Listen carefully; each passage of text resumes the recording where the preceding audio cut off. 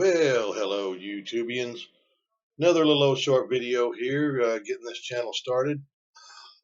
Excuse me. Um, because I've been learning a little bit of editing, so I'm going to attempt to put my intro onto this video. We'll see if it works. But on this video, what I want to discuss is getting yourself prepared for a trucking job. If that's what you're wanting to do, there's things that you need to know about preparing yourself. And I'm not talking about necessarily what you need to bring and all that. We'll cover that too and all, but I'm talking about to mentally and physically prepare yourself. Because number one, here's the thing, you need to mentally prepare yourself, especially if you have a family with keeping a wife, kids, or whatever, uh, and you're not used to being gone. That's going to be the first culture shock, or what do you want to call it, that's going to happen when you're out there. And it can be very serious, and I'm not kidding you.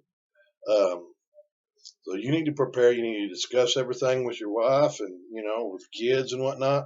Because when you go to truck driving school, you're going to be gone 3 to 5 weeks for that. And then you go to the trucking company. You may go right straight to them. You may take off some time in between. If you go to the trucking school, company trucking school, like, Swift or KLLM or, one of them.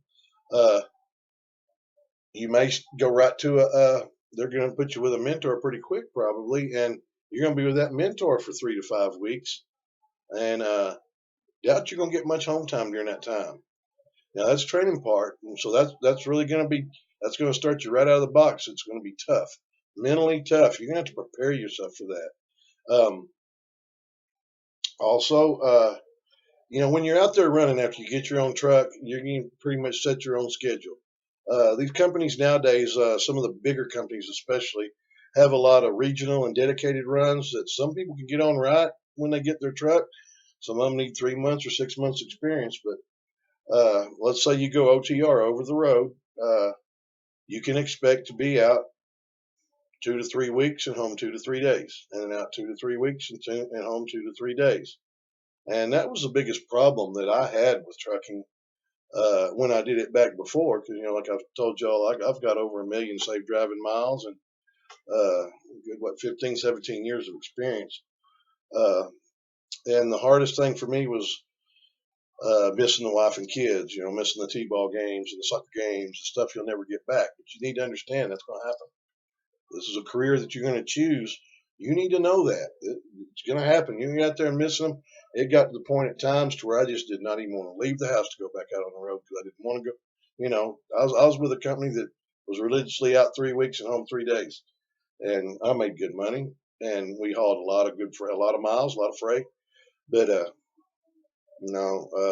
it got to the point to where I just ended up going job to job, thinking that the recruiter had promised me, oh, you can get more home time, more of this, more of that.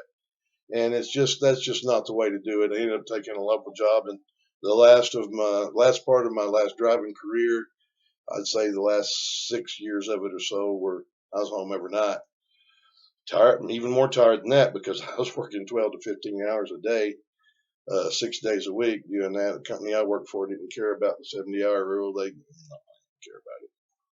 I guess we could all got in trouble, but mentally prepare yourself.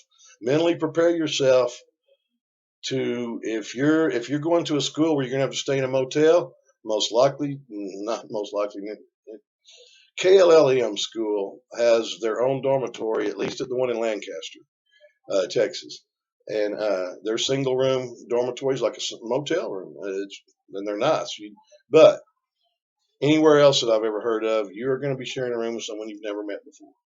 And of course, if for some reason it wasn't working out, you can talk to them, probably have your room switched and all that. But just be prepared for that. And also be prepared when you go with your trainer. You're going to be in that truck for 3 to 5 weeks with someone you've never met before. Yeah, if y'all have a personality clash, we'll cover that in later episodes. But if you have a personality clash, you can get another trainer. I mean, that's all there is to it. They want you to succeed. They don't want you to fail. Okay, like I say, mentally prepare yourself. And a lot that goes with the mental preparedness is to physically prepare yourself, because the worse shape you're in, the harder this job is going to be on your body. even if you are just sitting there all day long driving a truck. It just, if you're in better shape, you don't get tired as easy. It just way better. Get the sleep. You've got to get the sleep apnea thing taken care of, because they are doing sleep apnea tests now. Uh, Trust me, we'll cover that again in another video also. But try to get in some, stay in shape. I'm in the worst shape I've ever been in. I've been disabled, sitting around doing nothing. But I just went to the doctor today, and I was really happy. I'm down to, oh, excuse me, I get the hiccups, 204 pounds. And when I became disabled, I was 277. So I've lost 73 pounds in the last like 7 years. Uh, so anyway, I'm joined Planet Fitness, and start working out every day. I'm gonna get myself in shape. That's one of the main reasons why I'm putting it off for 4 or 5 months, is to give myself, to get myself in better shape, and then keep yourself in shape. Park in the back of the truck stop. Most of the time, it's easier to find a spot in the back of the truck stop, and that gives you more area to walk. Walk and walk, walk, walk. Walk around your truck 20 times uh, every day, and it'll keep you in better shape than not doing nothing. And trust me, you'll feel better, and you'll be able to handle the job a lot easier, a whole lot easier. Now let's quickly go over things that I've been thinking in my mind about. Uh,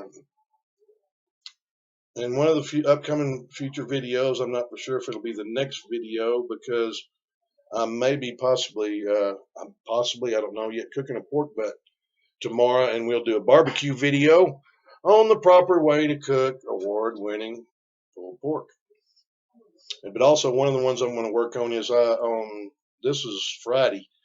On Monday, I'm going to start calling recruiters from truck driving companies and writing down everything they say, so that I can put that out to y'all, what they're telling me. And I'll have it straight from the recruiter's mouth. I won't put any names or anything like that on there. I'll just put what they tell me on there, so that you'll have a better idea on what company you want to go with. I'm going to do a lot of companies. I'll probably do like 4 a video, and probably do 3 or 4 videos, because there's a lot of companies out there, and a lot of companies to get your start with. And we'll do that. I think that'll be a very interesting video. And there's probably other videos out there on that. I don't know. But I'm sure they'll be just as interesting, and I'll try to make mine better. I don't know if I can or not, because like I say, I'm brand new at this, and I think you'll see videos get better as time goes on. And okay, another thing I was going to start covering also is some of these DOT rules, because you are going to have to get your license. That's all there is to it. It's not hard, but it's not easy. Let me just put it that way to you. You have to, as long as you study and focus, and keep focused on it and what you're doing, you'll be able to pass it fine.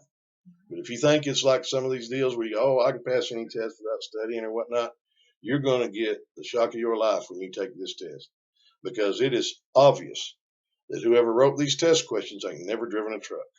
I'm telling you that right now, because some of the things they tell you to do is just like wild. I'll give you one example. You come up on an emergency situation in the road. What's the best thing to do? And it gives you multiple choice answer. I can't remember all of them, but one of them is uh, stop as safely and quickly as possible, and one of them is steer around the hazard. And the correct answer is steer around the hazard, which is just stupid. Yeah, turn your truck over. If you can stop, stop. Golly, I mean, but I'll show you ways how you pass that test with not a problem at all. Well, anyway, we're approaching that 10-minute mark that I was trying to shoot for on my videos, and I appreciate you watching. If you like it, push the like button, push the notification button. You'll get notifications every time that, if you subscribe and then push the notification button, you'll get notification buttons every time I put a new video. And I guess that's about it for this one. So everybody stay safe, keep the rubber side down, and we'll talk at you next time.